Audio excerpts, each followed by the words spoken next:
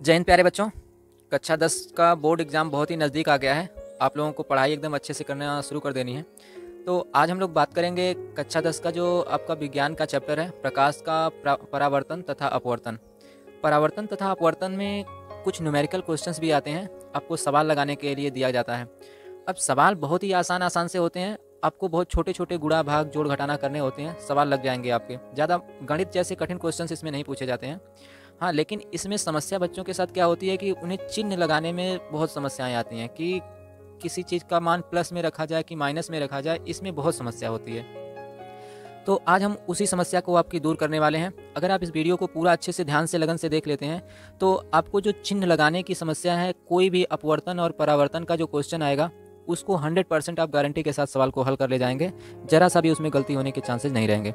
इसमें गलती होने का चांस बस वहीं से आता है जब आप प्लस माइनस लगाने में गलती कर देते हैं, और जरा सा प्लस माइनस की वजह से आपका पूरा का पूरा सवाल, उसका आंसर गलत आने लग जाता है, आंसर सही नहीं आ पाता है। तो आज आप सीखिए कि किस तरीके से, चाहे उत्तल दर्पण हो, चाहे अवतल दर्पण हो, चाहे उत्तल लेंस हो या उत्तल अवतल लेंस हो, इन सभी का चिन्ह किस तरीके से लगाया जाता है, उन सब के बारे में आज हम लोग डिस्कशन करेंगे। तो आइए देखते हैं। जैसा कि आपको अपवर्तन और परावर्तन में कुल 4 चीज़ों के बारे में पढ़ना रहा होगा। एक तो आपके पास होता था अवतल दर्पण, और दूसरा एक होता है आपका उत्तल दर्पण। तो हम आपको ये बना देते हैं। ये हमारा हो गया, इधर से इसको पॉलिश कर दिया है पीछे से, तो ये एक प्रकार का आपका बन गया अवतल दर्पण। तो आपके लिए हमने अवतल दर्पण बना दिया यहाँ से। और दूसरा इधर जो बना हुआ था, इसको हम लोग उत्तल दर्पण बना देते हैं। इसके लिए आपको अंदर से पॉलिश कर देनी है, तो ये हो जाएगा आपका अवतल दर्पण। बस अब आप थोड़ा ध्यान से देखेंगे कि इनकी चिन्ह परिपाटी कैसे बनाई जाती है। आपको आज अवतल दर्पण हो, अवतल लेंस हो, उत्तल दर्पण हो, उत्तल लेंस हो, सबकी चिन्ह परिपाटी एकदम अच्छे से सिखा दी जाएगी, एकदम रटा दी जाएगी, आपको भूलेगा नहीं फिर। तो देखिए, जो अवतल दर्पण होता था, इसमें जो फोकस दूरी होती थी सामने की तरफ रहती है। इसका घुमाव देख रहे हैं, गोला, अगर इसी को पूरा गोल बनाएंगे तो इसका केंद्र अंदर की तरफ आएगा। तो जिधर इसका झुकाव रहता है उसी तरफ इसका केंद्र रहता है। तो जब जिस तरफ केंद्र रहेगा उसी तरफ इसका फोकस भी रहता है। तो इधर इसका फोकस है, इस वाले का फोकस इस तरफ होता है, यानी यफ का जो रहेगा, ये यफ हो गया फोकस, इसका फोकस यफ इस साइड में है। यहाँ पे ये जो दर्पण होता है, इसका बिंदु पी होता है, इसे ध्रुव बोला जाता था, तो ये ध्रुव हो गया आपका। अब देखिए, आपको ध्यान क्या क्या रखना है कि हमेशा ही दूरी जो भी नापनी है इस पी से नापी जाती है। तो जब भी पी से बाएं तरफ जाएंगे तो माइनस रहेगा, अब पी से दाएं तरफ जाएंगे तो प्लस रहेगा। यहाँ पी से बाएं तरफ जाएंगे तो माइनस रहेगा, यहाँ पी से अगर दाहिने तरफ जाएंगे तो प्लस में आएगा। अब देखिए, किस किस चीज़ का आपको चिन्ह निकालना होता है। तो सबसे पहले आपको वस्तु की दूरी को दिखाया जाता था यू से, यानी जो वस्तु की दूरी होती है यू, उसका चिन्ह। दूसरा चीज़ आपको बताना होता है जो आपका फोकस है, फोकस की जो दूरी होती है या फोकल लेंथ होता है, उसकी को प्लस माइनस में बताना होता है। और तीसरा चीज़ आपका होता है वी, यानी प्रतिबिंब की दूरी। ये 3 प्रकार के चिन्ह होते हैं, इन्हीं के बारे में आपको प्लस माइनस किसका मान रहता है वो सीखना है। तो आप अच्छे से एकदम रट करके इसे आज सीखिएगा। देखिए, जब यहाँ पी से चल रहे हैं तो देखिए फोकस दूरी इसकी क्या हो रही है, बाएं तरफ जाना पड़ रहा है। तो जब भी बाएं तरफ जाएंगे तो माइनस में रहेगा, हमेशा हमेशा ही ऐसा होगा कि जब भी कभी आप ध्रुव से बाएं तरफ चलें तो माइनस में हो जाएगा। तो ध्रुव से भाई बाएं तरफ ही जाना पड़ रहा है, तो ये तो माइनस में हो जाएगा, इसका मतलब ऋण चिन्ह इसका लग जाएगा। अच्छा, इसके अलावा आपका क्या होता है, वस्तु को हमेशा ही सामने रखा जाता है, यानी इधर ही कहीं पे भी रखेंगे वस्तु को, लेकिन इधर रखेंगे। कभी भी दर्पण में वस्तु को पीछे नहीं रखा जाता। तो जब सामने रखेंगे तो वस्तु की दूरी हमेशा माइनस में आ जाएगी, तो बाएं तरफ हो जाएगी, तो वस्तु की दूरी होती है माइनस में। अच्छा, तीसरा चीज़ आप अब देखिए प्रतिबिंब के बारे में। प्रतिबिंब क्या होता है, जब इधर वस्तु को रखते हैं हम लोग तो इसका प्रतिबिंब भी अवतल दर्पण में आपने सीखा होगा, पिछली वीडियोज़ में आपको सिखाए गए थे कि दर्पण में प्रतिबिंब भी सब अवतल दर्पण में इसी साइड में बन जाते थे। तो जब इधर ही बनेंगे तो इसका माइनस में सब मान आ जाएगा। बस एक कंडीशन ऐसी होती थी कि जब दर्पण में प्रतिबिंब पीछे बनता था, यहाँ पे बनने लग जाता था, तो जब यहाँ पे प्रतिबिंब बनेगा तो वो आपका हो जाएगा प्लस में। अब देखिए, यहाँ पे आपके लिए एक तो कन्फ्यूजन की बात रहेगी कि v का मान माइनस भी होता है, v का मान प्लस भी होता है। अब कब हम पता करें, कैसे पता होगा कि कब माइनस में रहेगा कब प्लस में रहेगा, तो इसके लिए एक छोटी सी आपको ट्रिक है। क्या करिए, जब कभी भी यफ का मान बड़ा हो जाए u से, ठीक, अगर यफ का मान u से बड़ा है तब वहाँ पे v को हम लोग पॉजिटिव लेंगे, नहीं तो हमेशा v को नेगेटिव लेते हैं, माइनस में लेते हैं। तो अगर यफ जैसे अगर यफ मान लीजिए 20 दिया गया है और यू का मान 15 सेंटीमीटर दिया गया है, तो इसका मतलब यफ बड़ा हो गया, तब वहाँ वी का मान प्लस मिलेंगे।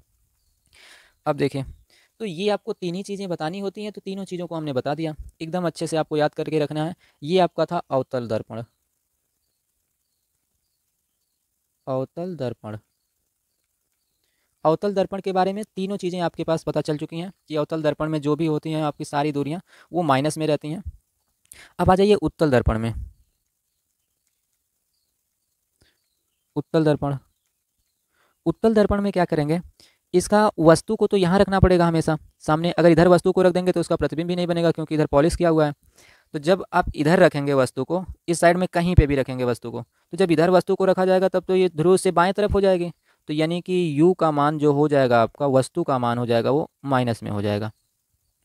अच्छा, इसके बाद यफ देखिए, यफ का मान देख रहे हैं यहाँ ध्रुव से बाएं तरफ है, तो जब ध्रुव से बाएं तरफ यफ, इसका झुकाव बाएं तरफ है, इस साइड में आता है यफ, तो यफ का मान हो जाएगा प्लस में। तीसरा चीज़ आपका वी आता है, प्रतिबिंब की दूरी। तो प्रतिबिंब की दूरी उत्तल दर्पण में दो ही प्रतिबिंब बनते हैं, दोनों इधर ही बनते हैं, एक बार फोकस पे बनता है, एक बार फोकस से थोड़ा सा नज़दीक बनता है। तो अगर आपको ये याद नहीं कि प्रतिबिंब कहाँ कहाँ बनता है, तो पीछे एक वीडियो दी गई है, उस वीडियो से आप देख सकते हैं प्रतिबिंब कहाँ बनते हैं, प्रतिबिंब के निर्माण के। वो सारी प्लेलिस्ट में आपको वीडियो मिल जाएंगी, एकदम अच्छे से पहले आप सीख लीजिए कि प्रतिबिंब कहाँ कहाँ बनता है। तो इसमें v का मान जो रहेगा वो हमेशा ही पॉजिटिव होता है, तो इसमें कन्फ्यूजन जैसा कुछ है ही नहीं है। आपको खाली याद करके रखना है कि f का मान प्लस में रहेगा और v का मान भी प्लस में रहेगा, बस u का मान जो होता है वो माइनस में होता है। अब देखिए, अगला हम लोग समझते हैं अब अपना लेंस के बारे में। तो लेंस के बारे में भी थोड़ा समझ लीजिए आप। अवतल लेंस पहले, ये होता है आपका अवतल लेंस। तो अवतल लेंस, अवतल लेंस देखिए भाई क्या क्या दिया जा रहा है आपको। देखिए, अब अवतल लेंस में भी क्या होगा कि इसकी जो फोकस होती है वो फोकस इसी साइड में बनता है अवतल लेंस का। वैसे तो लेंस में दो फोकस होते हैं, लेकिन इसका जो मुख्य फोकस रहेगा वो पीछे की तरफ होता है। जब प्रकाश की किरणें समांतर होती हैं तो समांतर प्रकाश की किरणें जो रहती हैं इधर बाएं साइड में मिलती हुई प्रतीत होती हैं, तो वो हो गया। लेंस में दो फोकस रहेंगे, लेकिन आपको याद करके रखना है कि जो अवतल लेंस होता है इसका मुख्य फोकस बाएं तरफ में होता है। तो यहाँ पे आपका आ जाएगा, अब देखिए यू का मान, तो वस्तु को तो हमेशा इधर ही रखेंगे सामने की तरफ, तो जब वस्तु को सामने की तरफ रखेंगे तो u का मान हो जाएगा माइनस में। इसका फोकस भी देख रहे हैं इधर ही बन रहा है, तो जब फोकस इधर बन रहा है तो f का भी मान हो जाएगा माइनस में। अब एक चीज़ बना प्रतिबिंब, प्रतिबिंब भी अवतल लेंस में हमेशा इसी साइड में बनता है, यानी v का मान भी आपका जो हो जाएगा वो इधर ही बन जाएगा, तो माइनस में। अब ये याद करना आपके लिए बहुत आसान है, क्योंकि इसमें कुछ कन्फ्यूजन जैसा होता ही नहीं है। अवतल लेंस की सारी चीज़ें आपकी माइनस में रहती हैं, प्लस माइनस का कोई कन्फ्यूजन नहीं जरा सा भी। सब चीज़ें माइनस में रहेंगी, चाहे वस्तु की दूरी हो, चाहे फोकस दूरी हो, चाहे प्रतिबिंब की दूरी हो, सब माइनस में आती है। तो अवतल लेंस में याद करके रख लीजिए। अब आप एक बच जाता है आपका उत्तल लेंस, इसमें आ जाइए, समझ लीजिए आप एक बार।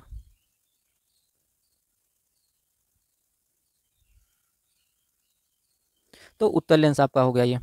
उत्तल लेंस में देखिए इसका जो मुख्य फोकस होता है, अगर इस समांतर प्रकाश की किरणें जो चलती हैं, उस समांतर प्रकाश की किरणें कुछ इधर आकर के मिलती थी, तो इधर इसका मुख्य फोकस रहेगा, यानी फोकस इसका यहाँ हो गया, ऑप्टिकल सेंटर इसका यहाँ हो गया। लेंस में दूरियां हम ऑप्टिकल सेंटर से नापते हैं, यानी कि इसके सी से नापते हैं, प्रकाशिक केंद्र से नापते हैं। तो अब इसमें देखेंगे वस्तु को तो हमेशा इस साइड में रखा जाएगा, कहीं पे भी सामने की तरफ। तो जब वस्तु को सामने रखा जाएगा तो यू का मान हो जाएगा आपका माइनस, पहला चीज़। दूसरा यफ का मान अगर आप देखें तो यफ का मान इधर बाएं साइड में नहीं पड़ के बल्कि दाएं साइड में है, तो यहाँ से आप देखेंगे कि यफ का जो मान हो जा रहा है वो आपका धनात्मक हो जा रहा है। यफ का मान जो रहेगा वो धनात्मक रहेगा, और यफ का मान जो हो गया तो उसके बाद अब बचता है वी का मान।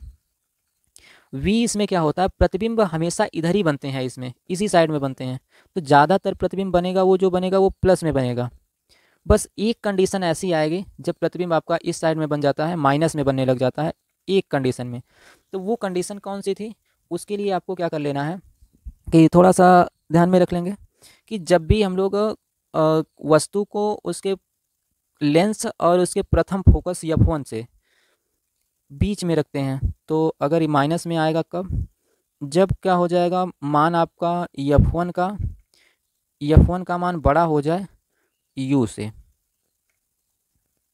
तब वो v का मान माइनस में आता है, नहीं तो आपका v का मान प्लस में रहेगा। तो एक कंडीशन आपको बस ये ध्यान में रखनी थी। अब देखिए इस पूरी टेबल को आप एक बार अच्छे से ध्यान में रख लीजिए, बस इसका स्क्रीनशॉट आप चाहें तो ले सकते हैं। इसी स्क्रीनशॉट के माध्यम से आपको पूरा का पूरा सारी चीज़ें याद हो जाएंगी एकदम अच्छे से। अब देखिए थोड़ा एक ट्रिक हम लोग लगाते हैं। यहाँ पे देखिए अवतल लेंस है और ये अवतल दर्पण है, सब में अव दिया है। अवतल वाले देखिए सब के सब माइनस माइनस में दिख रहे हैं, चाहे यू हो, चाहे एफ हो, चाहे वी हो, चाहे वी हो, एफ हो, यू हो, सब के सब देखिए ज़्यादातर माइनस में दिख रहे हैं। बस एक छोटी सी कंडीशन एक ही बार आती है, इसका ज़्यादा क्वेश्चन पूछा भी नहीं जाता, कि जब फोकस का मान जो होगा बड़ा हो जाएगा वस्तु से, तब वी का मान प्लस में आने लग जाता है, नहीं तो सारी बार ये माइनस में ही आएगा। तो देखिए अव का मतलब ही हम लोग कर लेते हैं। अव का मतलब दबा हुआ, और जो चीज़ दबी हुई रहेगी भाई वो तो कम होती है। तो इसमें अवतल में क्या लगा है, अव। अव का मतलब होता है दबा हुआ, और जो चीज़ दबी रहेगी वो हमेशा कम रहेगी। कम रहेगी, कम रहने का मतलब है माइनस में रहेगी। ठीक, आप ऐसे याद करके रखिए कि अव अवतल दर्पण सब है या अवतल लेंस है, तो अव का मतलब दबा हुआ, और जो चीज़ दबी रहती है वो हमेशा कम रहती है। और कम कौन होता है, प्लस की माइनस, तो माइनस वाला कम होता है। तो सब चीज़ें क्या रहेंगी, माइनस में रहेंगी। और यहाँ उत्तल लिखा हुआ है, उत्तल का मतलब होता है उत्तल, उत्तल का मतलब होता है उभरा हुआ। उभरा, और उभरा हुआ भाई कौन रहेगा, जो प्लस में रहेगा, यानी जो धनात्मक रहेगा वो उभरा हुआ रहता है, थोड़ा फूला हुआ रहेगा, बड़ा रहेगा। तो इसी से आप याद करके रखिए कि अवतल अगर लेंस आ जाए या अवतल दर्पण आ जाए तो सारे के सारे चिन्ह आपके माइनस होते हैं, चाहे वस्तु की दूरी हो, चाहे फोकस दूरी हो, चाहे प्रतिबिंब की दूरी हो।